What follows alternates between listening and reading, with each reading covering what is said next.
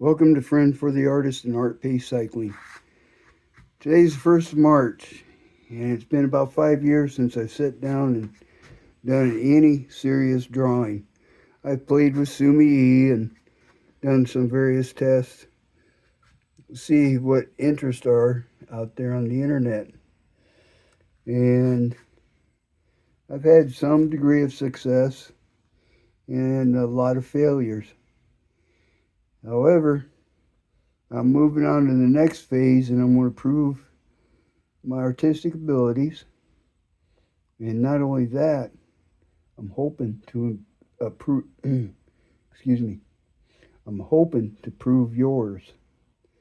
Anyways, these are the basic materials we'll probably be starting out with. Of course, we'll be starting out with drawing. And there's some pencils and stuff like that. I just wanted to illustrate some of the materials. If you notice these strange devices, these are dividers, proportional dividers. Now, there's a prospect tool. Some artists will be familiar with these, and we'll be learning how to deal with those. We'll also be focusing in on several little books.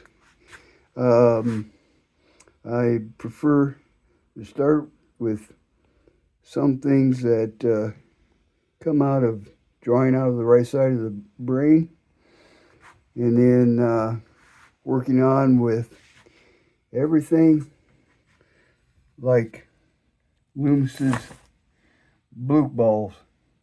That's what those are called right there and stuff.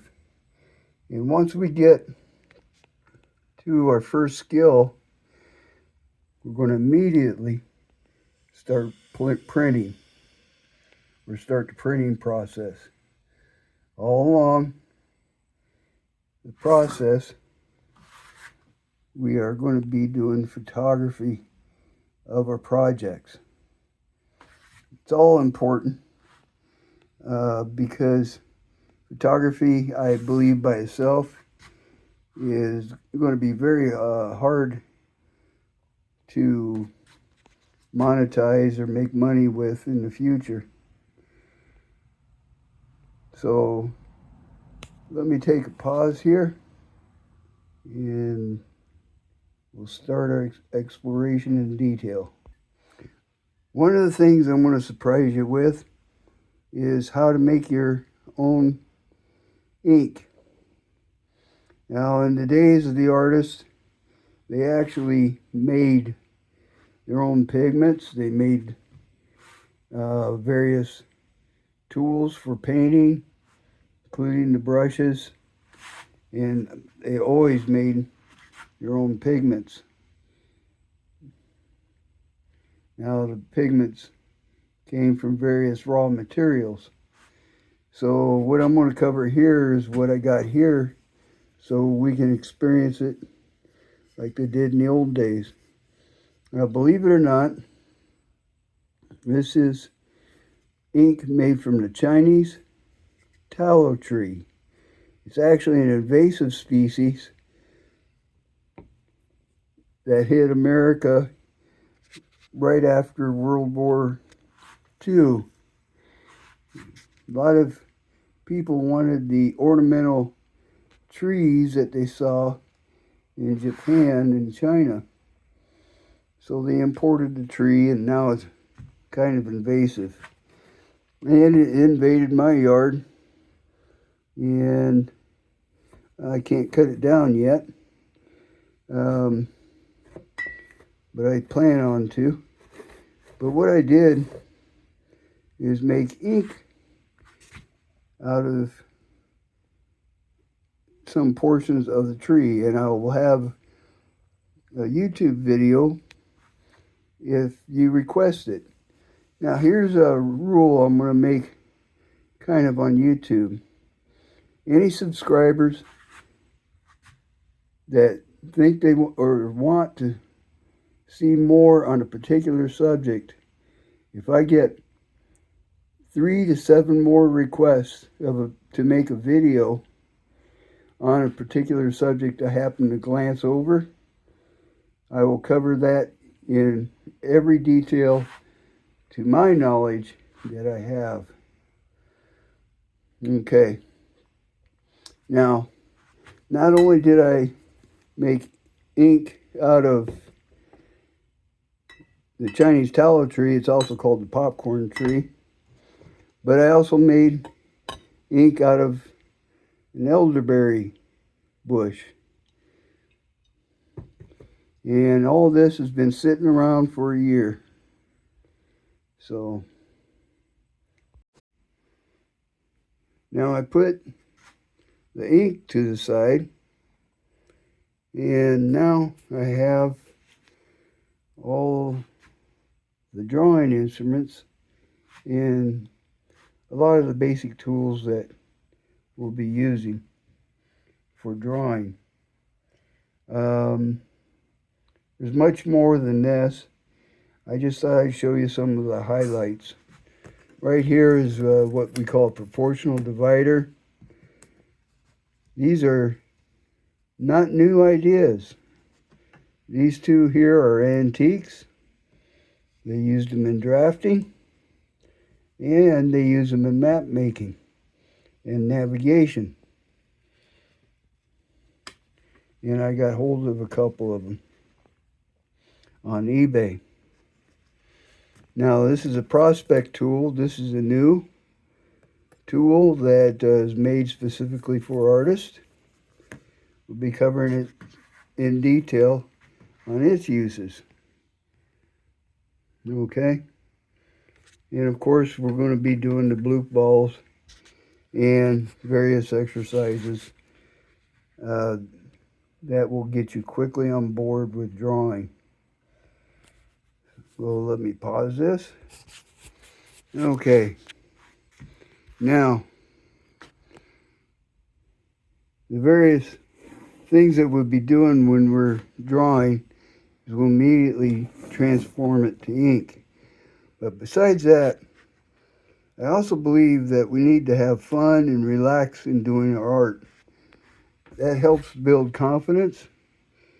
And one of the tools I use is the Sumi-E, or the Chinese brush painting.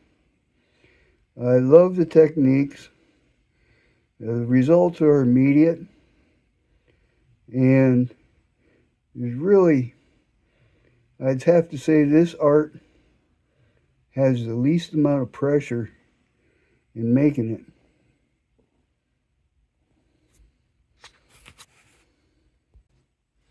Sorry, I had to take a minute break to let camera cool here for the phone. Anyways, not only will we be studying the brush techniques, but I'm also going to show you how to make reed pens or bamboo pens anyways. It's very simple. Here's a slight example I just picked out of the bin. And there's the ink that we'll be using. Alright, now for the last thing on our table. What we're going to do as part of the program here is we're going to go ahead and block print everything. In other words, everything we can anyways, or print it via the computer or whatever. We're going to be, like I said, we're going to be photographing every finished work piece of work. That's not the sketches and sketchbooks, because you may not want to show them. But finished works we're going to record and make prints out of. And I'll show you why here in a little bit when I get onto the colored section. But anyways, we're going to start with traditional speedball professional inks. Here's some of the ink rollers. And we'll start off with the little erasers. pads, 4x6s. And we'll even start with a project that'll make a tool for us personally. And I plan on making a color wheel out of a stamp. Anyways, I'll show you that later. If you have any questions or requests to see it immediately, be sure to add it in the comments. Now, we also won't be using all the traditional tools in doing this. Here is an airbrush. Not an airbrush, excuse me. Air grinder. And we can put little attachments to do our cutting and our engraving. Now, I had experience in the past years of doing engraving. I'm hoping that you'll enjoy them. You may not have the tool, but I'll have alternatives when I show you the techniques. Anyways, I'm going to put you on pause here. One of the things I find offensive is when I go to these art channels and they tell you to buy professional art materials. That may work for some people, but there's a lot of people out there that can barely make ends meet, but they want to progress on and use their artistic skills. Anyways, I'm going to cover the cheaper materials that are available on the market, and we're actually going to produce illustrations. Now, illustrations are as valuable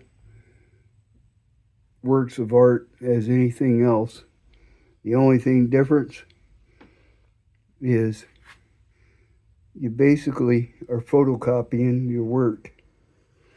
Now, and that's for printing out. And Rockefeller, or not, Rockwell, Norman Rockwell is an artist that's world famous. He was known in my day. I am 66 years old, and his artwork still stick in my mind, as they were basically planted in every classroom, along with the alphabet and everything else. Anyways, we will cover Norman Rockwell and his techniques. Now, I'm going to get on to what we have here. Now, we're going to mess around with the grayscale a lot. I believe the grayscale is the most valuable tool that I learned in photography. Without it, I wouldn't be even attempting to do these videos. Now, I studied the zone system back in my teens, in my early days, and through the military in my off time. And I have to tell you, it gave me the basis for everything I know and can apply today.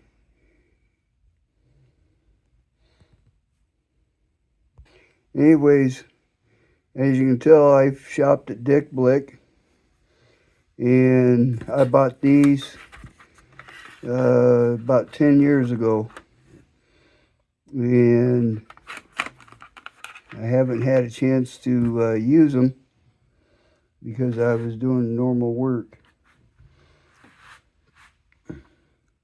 Now, what these are is cool and warm grays, and I believe we can explore a little bit of color theory and also apply the zone system with some drawing with these pencils.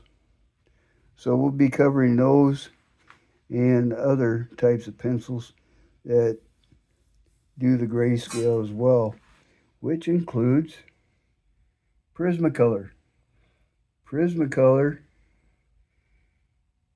the Premiers have his own set within their 72 Prismacolor set. Now, I don't know about the 150. I've never bought it, and I won't buy it now. The reason is I won't buy any more Prismacolors. I've stepped onto their website, even tried to see swatches of their current line and stuff, and their website is very sorry. And if it's any indication of the future of Prismacolor, I can't tell you or advise you to use them. Prismacolor needs to get serious about what they do. A lot of people buy them, and they need to support their artists. And ever since I've known Prismacolor, I mean, even way back to the beginning, their support really kind of is sorry. They left you guessing on light fastness. You had to dig for every little bit of information. And in those days, you didn't have the internet. So people had to perform their own test, and then they had to validate the test because some of them were somewhat needing a further examination. Anyways, now that brings me on to what's being sold at Amazon. Now, I wanted to test to see if these pencils, the Star Joys and the Artisas, were at all possible of replacing other pencils for illustration.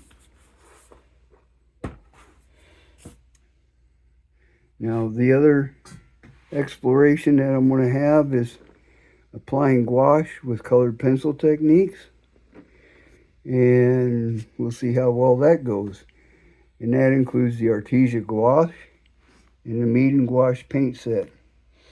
I have only produced one serious painting with gouache, and the minute I sprayed that with a final coat,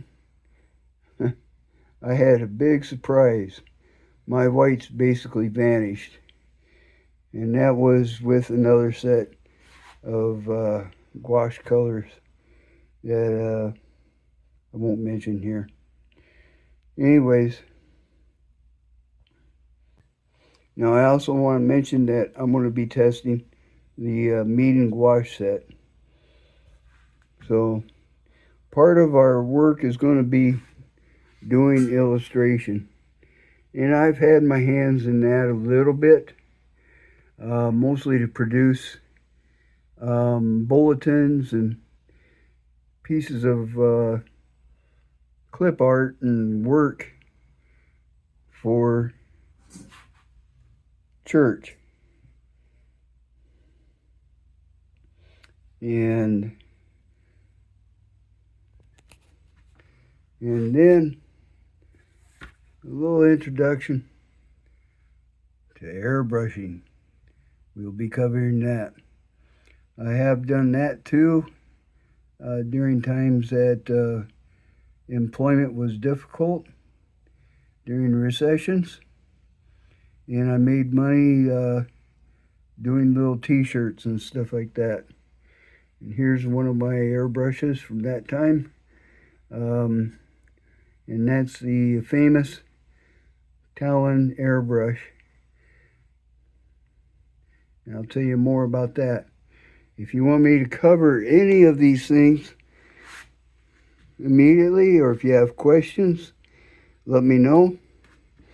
Like I said, if I get 3 to 7 comments requesting more information or a demonstration, I'll jump right on it.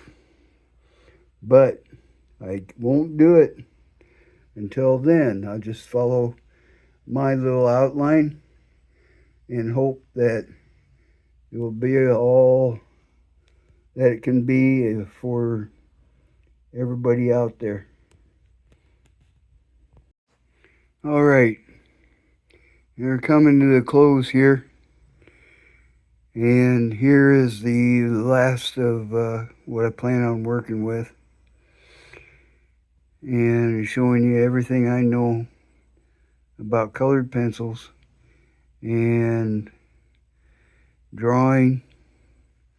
And we will also be doing acrylics as well. But here are some of the tools I use for my finished work, or I will be using. Traditionally, I've used Prismacolors in the past, but with the recent support and the changes in the pencil, I just can't do it with a clear conscience anymore. So, I'm going to be covering the luminance pencils with Caran dash. Be doing mixed media projects. It'll involve the different Inktense blocks. It'll cover the Faber Castelle soft pastels. Again, the Inktense pencils. We'll even use the Shinhan Professional Pass Korean colors. The website is actually very impressive. They've taken extraordinary measures for light fast tests, and I just am really anxious to get on with those. Anyways, here's the Faber Castelle hard pastels, or not hard pastels, polychromos line of art sticks. They no longer sell it in the U.S. I'm not sure why. And we'll be covering the aquatone to a light degree. And of course, the Caran dash Supercolor soft watercolor pencils and the Faber Castelle Aquarelle Albert Durers. So that's pretty much. Oh, one other thing here. Cassian paint. We're going to be using that in with our colored pencil line and the mixed media projects. So we have a lot to do this year. I have a lot in mind. And like I said, those who respond in the comments, and if I get 3 requests to 7 requests, I'll focus in and do some demonstrations and some training on these products, using these products. Now again, I'm going to be using acrylic paints. I've had them for years, and I don't really want to even show them because the bottles are all used and abused and stuff. But here's the new stuff. I've purchased 4 of these products recently, and I've had the other products like the Aquatone I think for 10 years, and the Faber Castells for years, and of course the polychromos. I don't know when they stopped distributing that and stuff. The Shein Pass is new. So, in closing, I'm hoping that this channel attracts a lot of people from retirement communities, because I think, and myself including, I think we need to pass on our skills that we've learned in life, and we also need to push the skills required to do illustration and maybe art, but at least illustration, because in the future our kids are going to have to be able to handle not even writing well, but using illustrations and being able to explain complex topics that just require an abundance amount of skills. And we've pushed art and drafting to the side, and we need to put it back in the system. If it ain't going to go back in the system, we need to pass it on ourselves. For those who aren't retired yet, I'm not going to exclude you. I'm hoping when we produce art that we start producing prints right away. Prints that you can at least send to other people and let them know that you're doing art. That way your name starts getting around a little bit. Photography, well, I'm going to be covering that skill in depth as well as we go out to gather pictures, because I don't think it's a good idea to always copy images that are displayed on the internet or work from them. I think if you want to produce art, that at least a percentage of it got to be originally from you.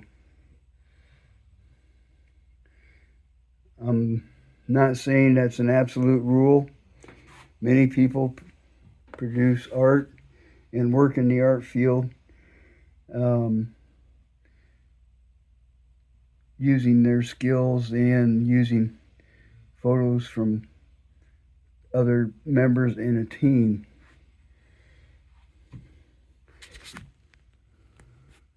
So that's my overview. Let me know what you think.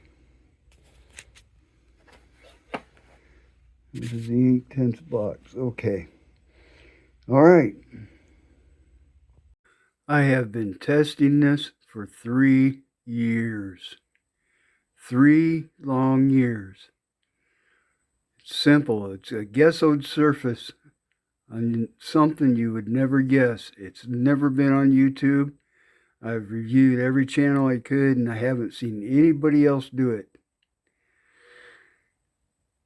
It's a gesso surface on Duralar film. Yep, it works excellent. It doesn't chip. It doesn't cave in to pressure. I did it with colored pencil, Sumi-E ink just now. And of course, that's going to hold because the surface is already made for ink.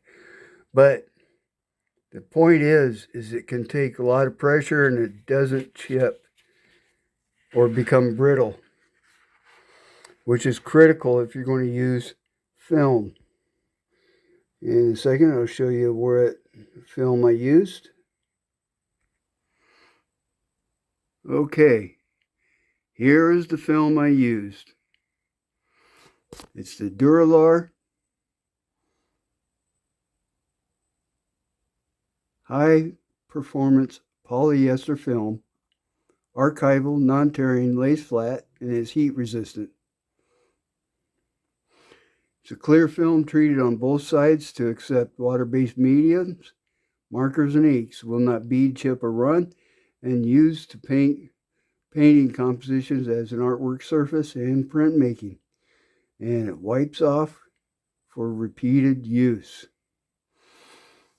My point in showing you this is the surface does accept gesso, and gesso adheres to it very well, but there's a technique to doing it. If you want to know the technique, please subscribe and then make a comment that you want to know the steps I took to put gesso on this special surface. For colored pencil, this is an ideal surface.